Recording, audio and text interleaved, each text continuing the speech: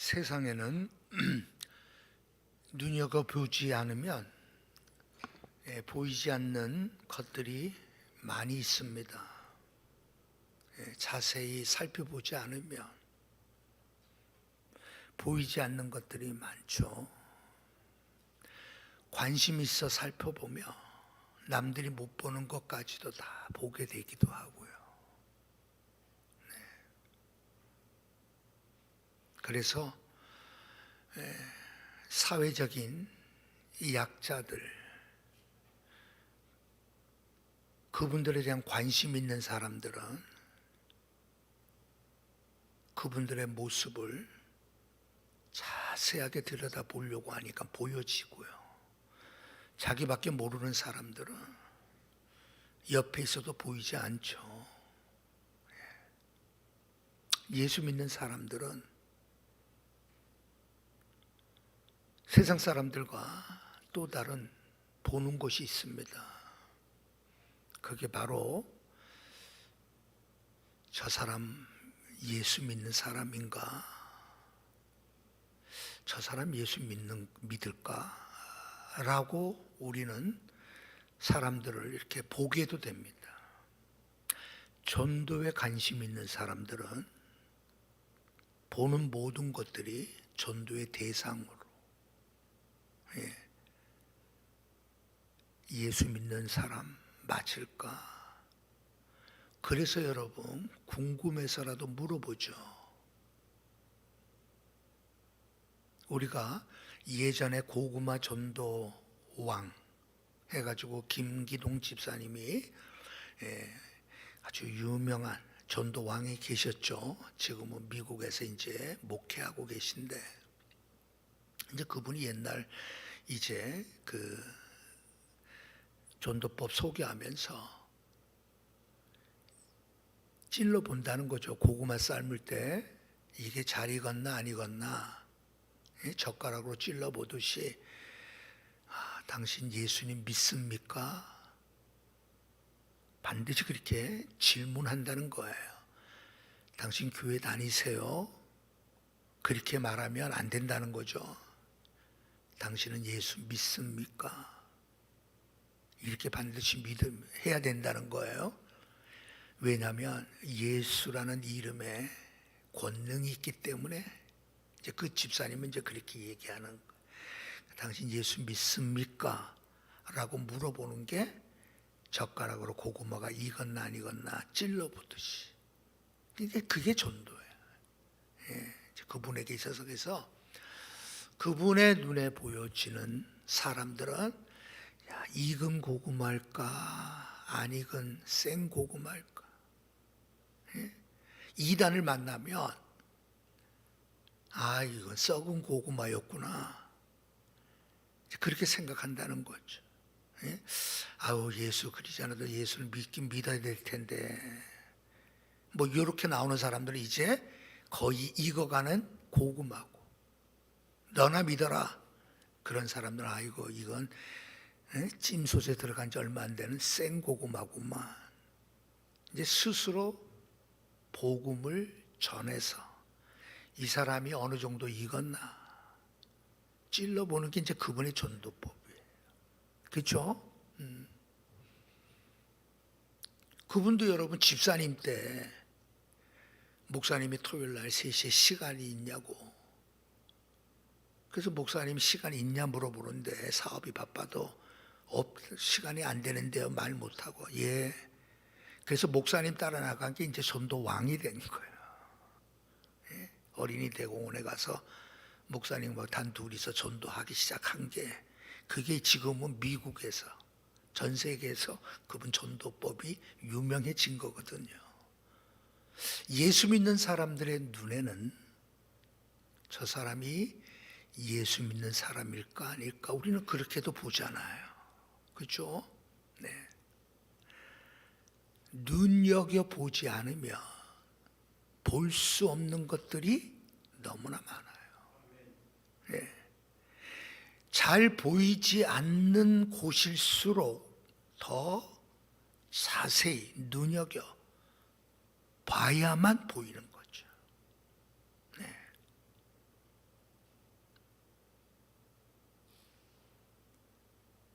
그래서 지난 주일날도 떡국떡이 좀 남았으면 내가 사서 이 새벽에 이 페이지를 줍는 할머니들, 예? 이제 그분들에게 내가 뭐 좀 전달하고 싶어서, 그래서 때로는 여러분 제가 지갑에서 이렇게 새벽에 만나서 전달도 하고 그래요. 왜냐하면 저분도 예수 믿으면 좋겠다. 이 땅에서의 삶이 저렇게 힘든데 예수 믿고 기쁨, 예수 믿는 기쁨을 저분도 알았으면 좋겠다. 예? 여러분, 우리가 자세히 보려고 하지 않으면 안 보여요. 예. 내 편한 대로,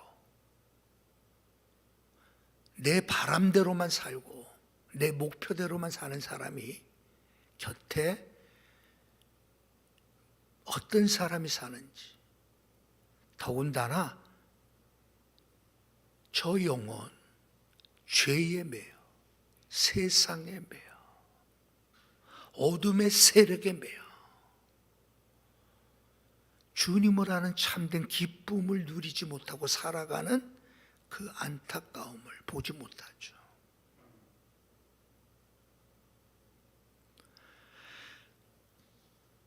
환상 중에 오늘 본문은 사도 바울에게 주님이 말씀하신 말씀입니다. 이 성중에는 내 백성이 많음이라 라는 말씀을 하셔요. 바울의 눈에는 고린도라고 하는 타락하고 아주 부패한, 철저히 인간적인 도시, 정력적인 도시, 탐욕의 도시, 온갖 죄악이 가득했던 그 도시 안에 내 백성, 하나님의 백성이 많으리라고 생각할 수 없는 곳이에요. 그러나 바울에게 하나님 환상 중에 말씀하신 겁니다. 그런데 여러분, 이 말씀은 고린도 교회가 세워지고 난 이후에 들려주신 말씀도 아니고요. 이 말씀은 고린도에서 이미 성도가 된 사람들을 향하여 하나님 말씀하신 것도 아니죠. 사도 바울에게 이 말씀이 들려질 때에는 사도 바울의 사역의 난관에 봉착했을 때 들려주신 말씀이에요. 겉 보기에는 복음 전하고 그래서 믿는 이방인들이 이제 예수를 믿게 되고 그 중에 많은 사람들이 세례를 받는 일까지도 일어났어요. 겉으로 보기에는 사역이 어려움이 없이 승승장구하는 것처럼 보여지는 거예요. 왜? 많은 이방인들이 예수 믿고 그리고 세례받는 일까지 막 일어나니까. 그럼에도 불구하고 바울에게는 두려움과 염려와 걱정이 그에게 있었던 거예요. 그래서 오늘 본문의 말씀은 사도 바울이 두려워하고 떨고 있을 때 말씀하신 내용이거든요. 두려워하지 말며 침묵하지 말라. 내가 너와 함께 있으며 어떤 사람도 너를 대적하여 해롭게 할 자가 없을 것이니 이는 내 성중에 백성이 많음이라. 그렇게 말씀하시거든요. 바울은 지금 두려워하고 있어요. 떨고 있어요. 그래서 여러분, 그가 복음 전하는 것 자체가 그에게는 부담감으로 다가오고 있을 그때였어요. 그런 바울을 아시고 하나님께서는 환상 중에 그에게 말씀하시는 거죠. 두려워하지 말고 떨지 말라. 그리고 나가 말하라. 우리가 얼핏 생각하면 사도 바울은 정말 두려움 없이, 떨림 없이, 마치 기계처럼 무작정 전진해가는 사람으로 우리가 생각하기 쉽지 않아요. 왜? 바울의 삶 자체를 보면 어마어마한 고난과 고통과 핍박이 있어 왔음에도 불구하고 그는 굴하지 않고 앞을 향하여 전진했던 사람이라. 심지어는 여러분, 돌에 맞아 죽은 사람처럼 여겨져 버려질 정도의 고난을 당했음에도 불구하고 며칠 후에 다시 여러분 루스드라, 자신을 돌로 친 곳을 향하여 그는 또 들어가잖아요. 두려움 없는 사람, 염려 없는 사람, 무조건 주님을 위해서는 무조건 앞을 향하여 나아가는, 전진하는 사람으로 우리가 이해하기 쉬워요. 그럼에도 불구하고 바울 역시 우리와 똑같이 두려움, 떨림, 연약함이 그에게 있었던 겁니다. 왜 바울이 이렇게 두려워했을까? 앞서 말씀드렸던 것처럼 고린도라고 하는 그 타락한 도시에 복음을 전해서 성과가 아무것도 없었던 것도 아니잖아요. 복음을 고린도에서 전할 때 많은 이방인들이 믿게 됐고 세례까지 받는 일이 일어났단 말이에요. 결코 실패한 사역이 아니란 말이에요. 어느 정도의 성공을 가져온 사역이었어요. 그런데 왜 두려워할까? 그래서 많은 학자들이 궁금해하잖아요. 왜 두려워할까? 네. 그래서 대표적인 이유가 몇 가지가 있어요. 첫 번째 이유로 고린도에서 예수를 믿고 세례를 받은 그 사람들이 예수 믿고 세례를 받았지만 고린도라고 하는 그 환경, 죄악이 가득한 그 지역의 한계에 봉착해서 그들 가운데 많은 사람들이 이 신앙의 바른 길로 가지 못함을 보고 안타까워하는 그 마음에서 오는, 눈에 보일 때는 성공처럼 보여졌지만 그 성공이 진짜 성공이 아니다라고 하는 생각, 여러분 이 생각이 그로 하여금 두려움 가운데 빠져들게 만든 요인 가운데 하나였다. 그래서 고린도전서를 보면 여러분 그 고린도 교회의 문제에 대하여 엄청나게 여러분 책망하잖아.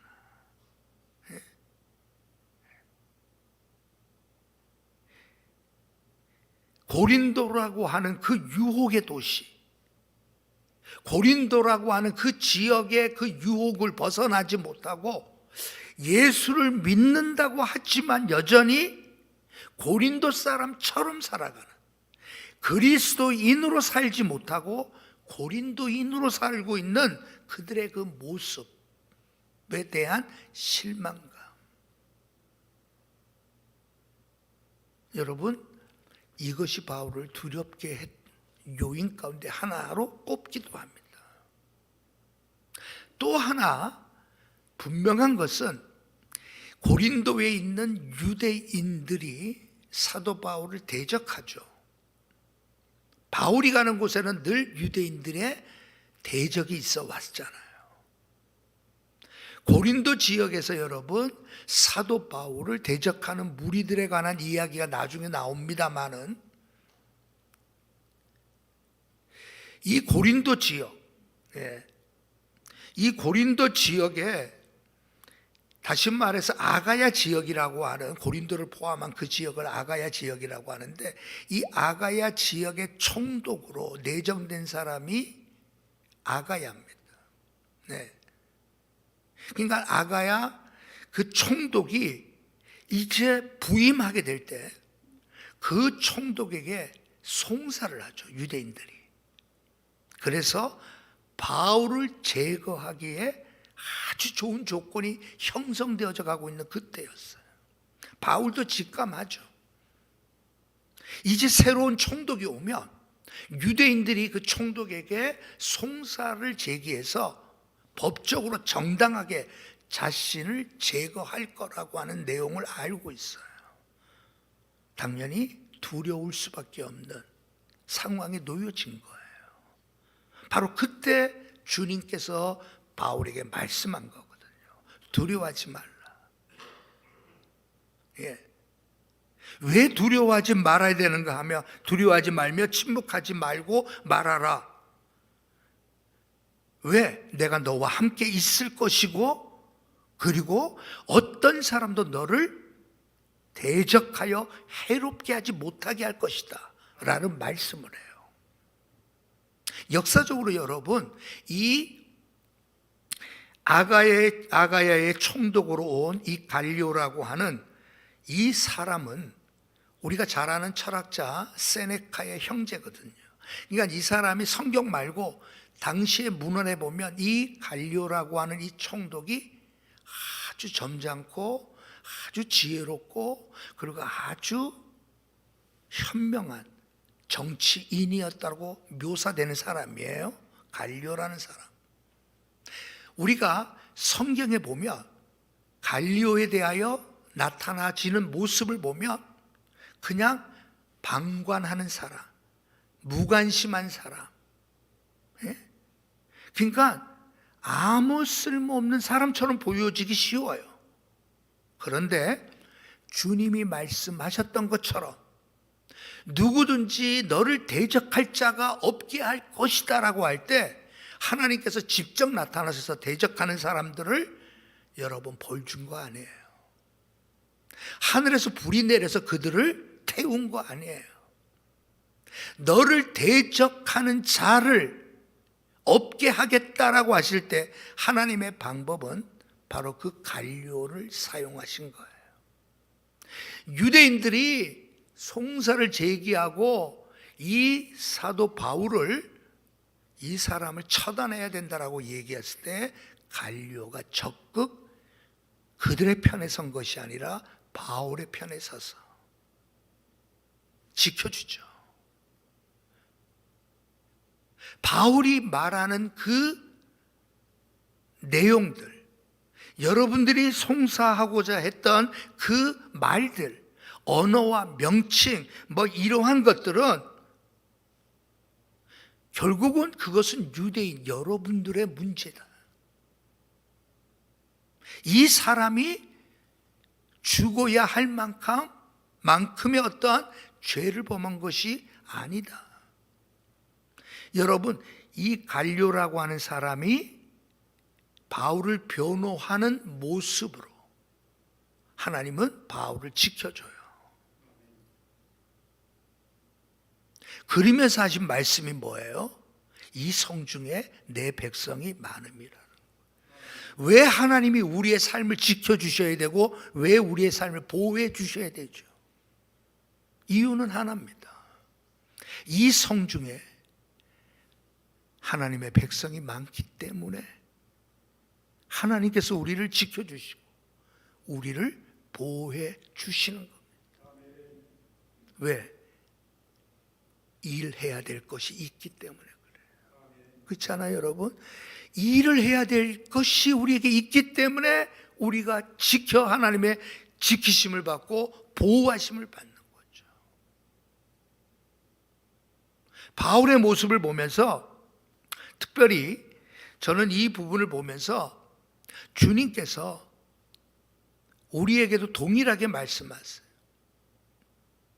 우리는 눈에 보여지는 성공, 눈에 보여지는 어떤 모습을 보고 우리는 쉽게 판단하기 쉽습니다.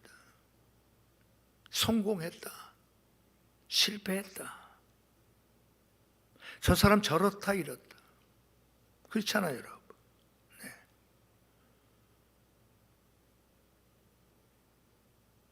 엘리야의 모습을 보면서도 우리 그래요. 엘리야가 아합 왕 앞에 얼마나 여러분 담대하게 왕 앞에 나서서 그 왕을 꾸짖고 아합 왕 앞에서 하나님의 전능하심에 대하여 그는 두려움 없이 용감하게 외치던 엘리야였잖아요. 그런데 여러분,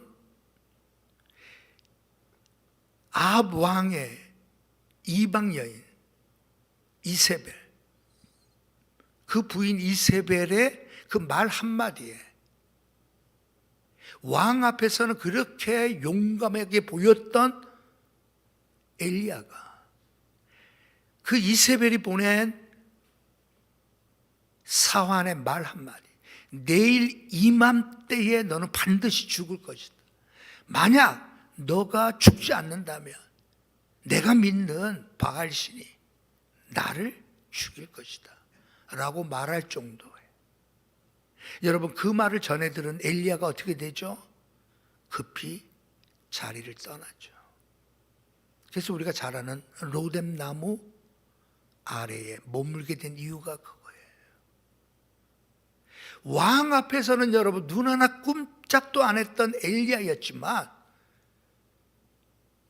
이세벨이 전해준 말 한마디 듣고 여러분 그는 두려움에 떤 사람으로 바뀌어버려요. 그때가 언제입니까? 바알 선지자 450인가 함께 갈멜산에서 영적 전쟁에서 승리하고 난 이후입니다. 여러분, 승리했다라고 해서 반드시 용감해지는 건 아니에요. 바울의 모습도 마찬가지. 우리의 삶의 많은 부분들에서 우리가 눈에 보여지는 성공 때문에 두려움이 없을 것이다, 또는 눈에 보여지는 성공 때문에 저게 진짜 성공이다, 우리는 말할 수 없다 이 말이에요. 네?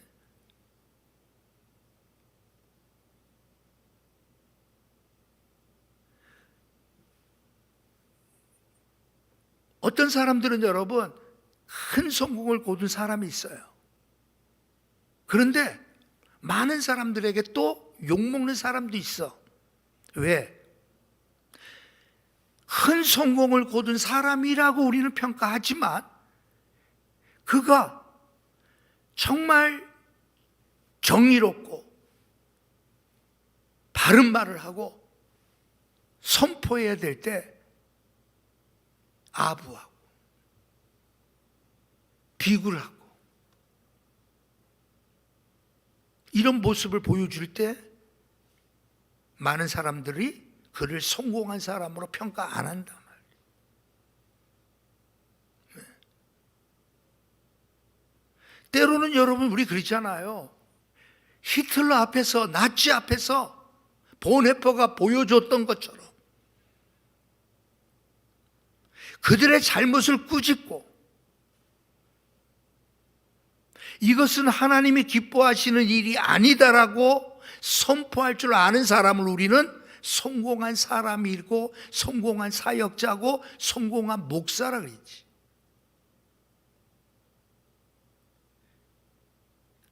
큰 교회를 이루고 여러분 많은 성도들이 모였기 때문에 우리는 성공했다라고 말 안 한단 말이에요.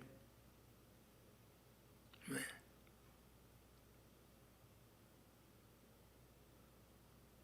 그래서 여러분 세상에서 손가락질 당하는 그러한 기독교의 지도자도 있단 말이에요. 눈에 보여지는 성공이 그게 전부가 아니죠. 진짜 성공은 눈에 보여지는 그러한 것도 중요하지만 하나님 앞에서 옳음을 따르고 말씀 앞에서 진실을 따르고 내가 선포해야 될 때 선포하고 내가 외쳐야 할 때 외치고, 여러분 그것이 때로는 감옥으로 가야 할 수밖에 없을 때라도 그 길을 마다하지 않는다면 그 성공한 거죠. 저는 이와 같은 이 두려움 가운데 하나님께서 말씀하셨던 이 말씀을 오늘은 좀 주의 깊게 생각하려고 그래요. 이 성중에 내 백성이 많다라고 하셨던 이 말씀은 결국은 하나님의 마음을 보여주는 그러한 말씀이라고 생각합니다. 이 성중에 내 백성이 많다라고 하는 것은 사도 바울의 입장에서는 이 고린도에 사는 이 사역 자체가 그는 가치 있는 일이라고 생각하지 않을 수 있단 말이에요. 타락한 이곳, 죄악이 가득한 이곳, 정말 제대로 될 수 있을까라고 하는 회의를 품는 그곳을 벗어나 다른 곳에서의 사역이 오히려 낫겠다라고 하는 그 생각 속에 있는 바울을 향해서 하나님께서는 아니다라는 거예요. 이곳에 내 백성이 많다라고 말씀하시는 거죠. 하나님이 그 마음을 우리가 생각해 볼 수가 있죠. 하나님의 마음. 다시 말해서 여러분, 하나님의 마음이라는 것은 아버지의 마음이죠. 아버지의 마음.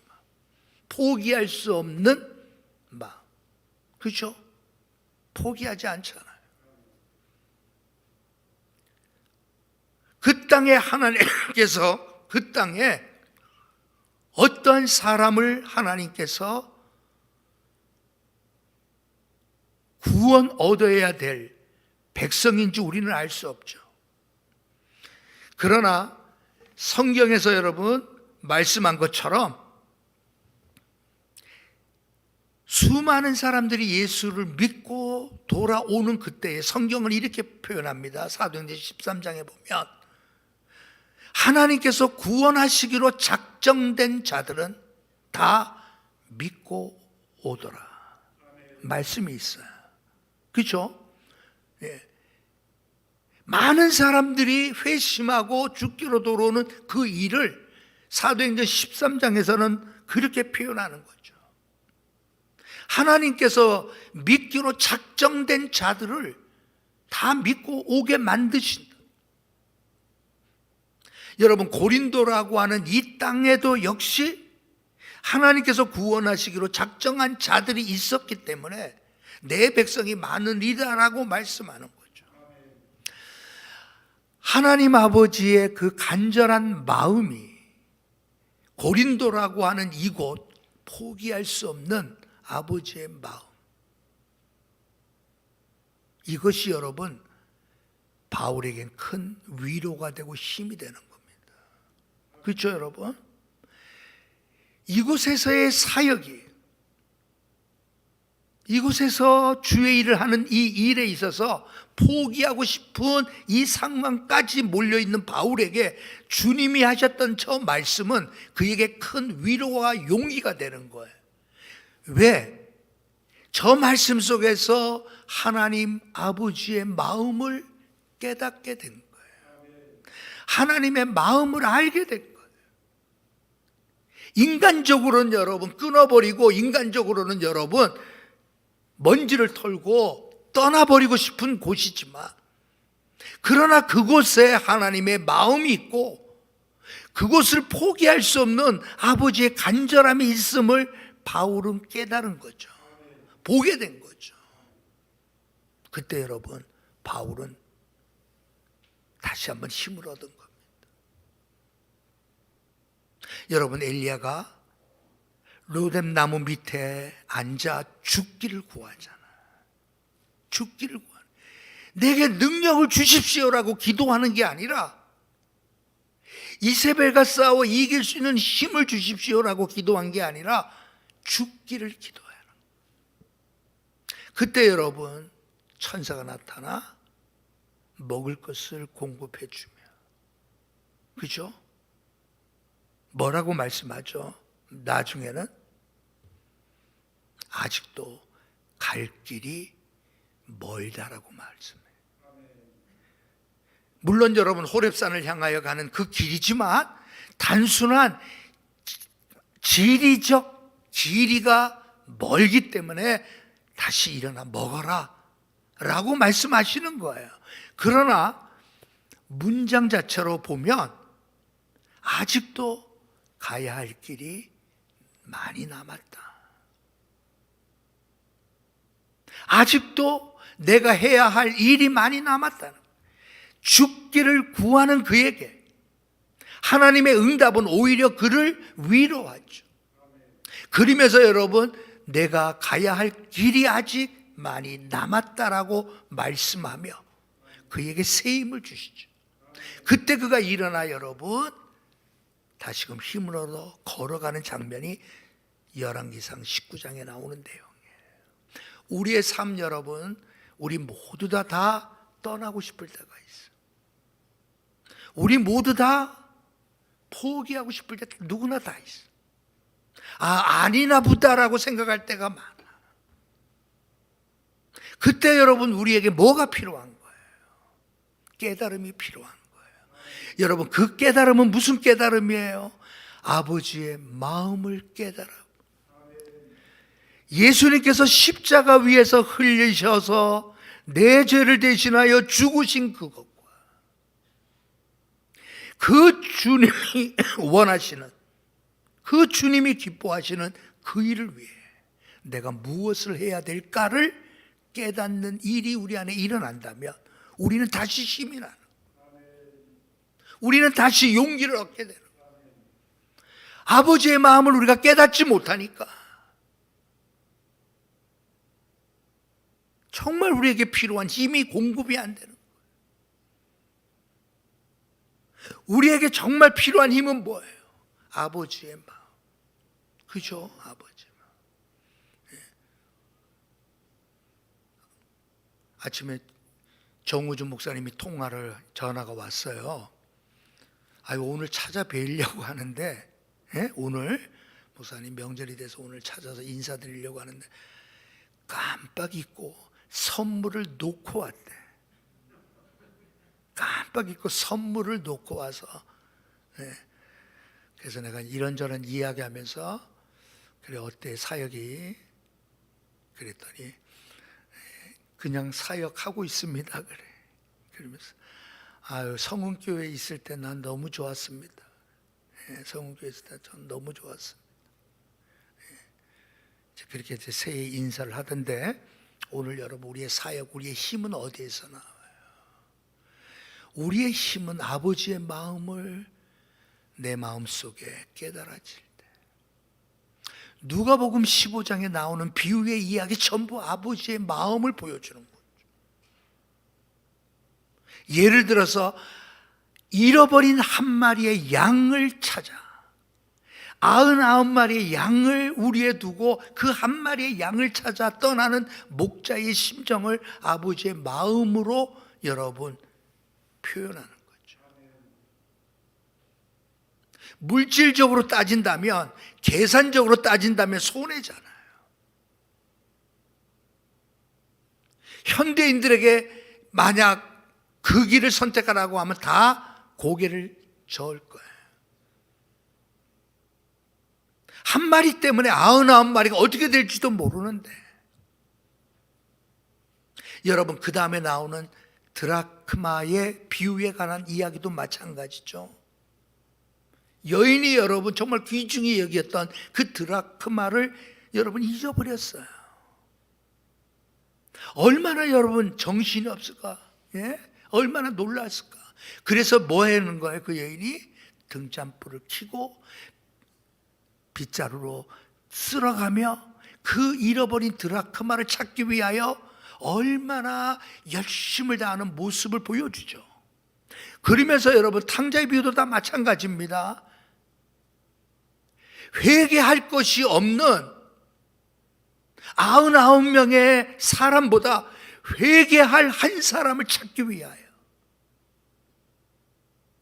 아버지의 마음은 거기가 있는 거죠. 나는 회개할 것이 없어요라고 하는 그 사람보다 정말 눈물을 흘리며 회개할 수 있는 사람 만나게 하는 그 하나를 위하여 아버지 하나님은 포기하지 않는 거죠. 바울은 그곳에서 아버지의 마음을 알게 돼요. 그래서 1년 6개월을 머물게 되었다라는 거예요. 한시라도 빨리 떠나고 싶어요. 예? 하루라도 빨리 끊고 싶고 다시는 보기 싫을 수도 있어요. 그것은 여러분 우리가 알다시피 우상으로 가득한 것이고 음란으로 가득한 것이고 탐욕으로 가득한 것이고 온갖 종류의 여러분 거짓으로 가득한 땅이 고린도예요.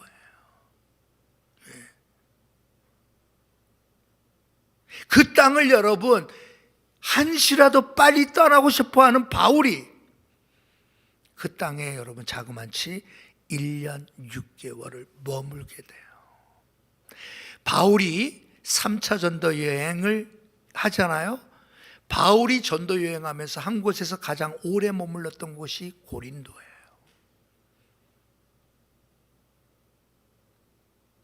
이곳에서 그 유명한 로마서를 쓰게 되기도 하고요.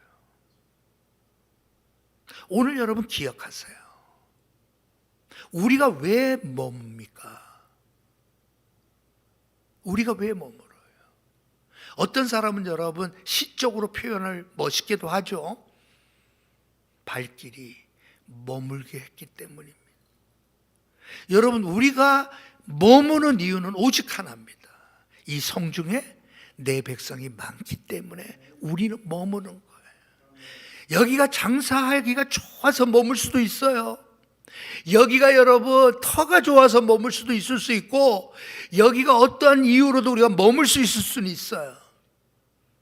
그러나 진짜 이유는 이 성중에 내 백성이 많기 때문이라는 주님의 음성 때문에 우리가 어느 곳에 머물든지 그곳이 주님이 그토록 원하시는 한 영혼을 찾아내는 건져내는 그 일이 된다면 우리는 이 땅에서의 우리의 삶을 다 완성한 겁니다. 성공적인 삶을 산 거예요.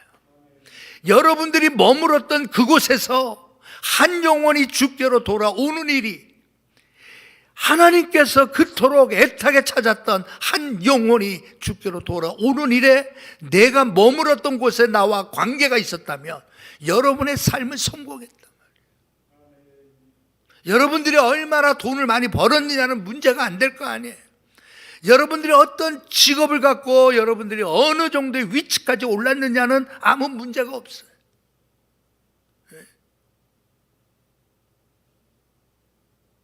정말 중요한 것이 여러분이 머문 그곳에 여러분 때문에 하나님이 그토록 기다렸던 잃어버린 내 백성, 죄에 빠져 살고 세상에 젖어 살고 쾌락에 빠져 살고 우상과 더불어 살고 악한 영에 사로잡혀 살던 그 영혼 하나가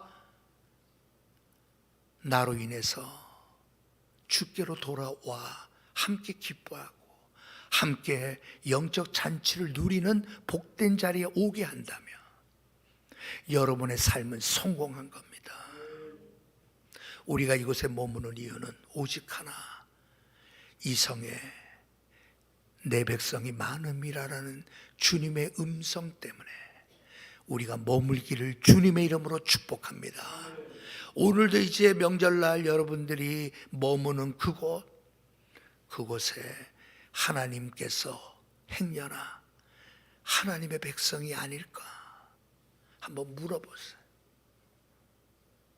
그래서 하나님의 백성을 주께로 돌아오는 일에 우리 성공교회 모든 성도들이 쓰임받는 복된 하루가 되길 주님의 이름으로 축복합니다. 하나님 아버지, 사도 바울에게 떠나려고 하는 바울을 붙잡습니다. 포기하고 싶어하는 바울에게 하나님은 환상 중에 그를 붙듭니다. 이 성에 내 백성이 많음이라. 그 일을 위하여 내가 너를 지켜줄 거라고. 그 일을 위하여 내가 너를 보호해 줄 거라고. 아무도 너를 해하지 못하도록 내가 책임질 거라고. 사도 바울은 그 성에 잃어버린 하나님의 백성을 찾는 일이 그에게 주어졌음을 깨닫고 난 이후 그는 새로운 마음으로 사역을 시작합니다. 1년 6개월을 머물며 잃어버린 하나님의 백성을 찾기 위한 삶을 전력합니다. 하나님, 오늘도 우리를 이곳에 부르셨습니다.